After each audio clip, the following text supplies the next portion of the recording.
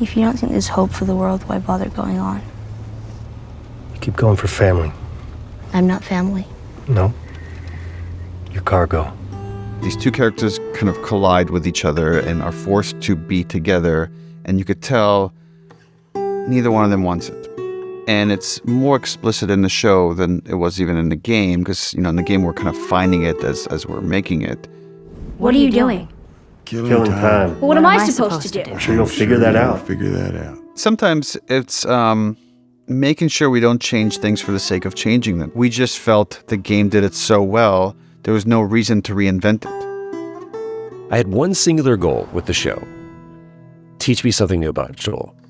Because I felt like I went over that thing with a fine-tooth comb, and I mean, what did I miss? Joel. Ellie! You are treading on some mighty thin ice here. Joel's relationships at the start of the story have everything to do with what motivates him, the loss of his daughter, and it's very painful. Very few things left in life to help him remember that he's an actual human being or that there's a real beating heart inside his chest, which makes him capable of really, really dark things. And then he meets Ellie, who's even more like him than anyone else.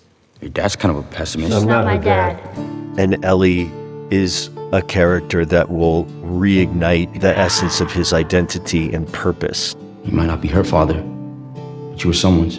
Growing up in the Boston QZ, just like with a load of other kids, she has no sort of concept of a future, really, of like what to do with your life. She's just like existing in the everyday and making the best of it. When we first meet Ellie, she seems just like a bit of an Nice knife.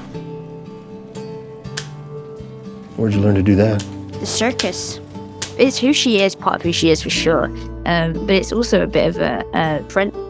Her biggest fear is ending up alone. Like she sort of always has been, and it's just this constant fear for her, which is sort of interesting. As soon as she finds out that she has this immunity, she feels like she has a purpose.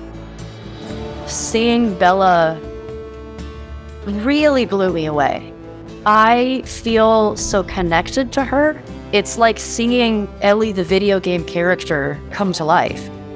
Everyone I have cared for has either died or left me. Both versions of the story, I think, ultimately have a similar conversation about love. What can you control and what can you not control? Joel cannot control the love that he has for his family and the love that develops for Ellie, but they are also the greatest threats to his survival because it means putting your life in danger on behalf of somebody else because you can't choose otherwise because of love. Joel and Ellie have become a metaphor for the connection a parent feels with their child. That is this very primal feeling that can override a lot of other motivations and goals. That relationship can go in reverse of like when you have a parent and you love them unconditionally, you will do everything to protect them. And we get to see that expressed over and over and in more intense ways throughout the journey of The Last of Us. I don't look at the show as a comparison. I look at it as a companion. What they got the opportunity to do was explore those same emotional beats in a different way.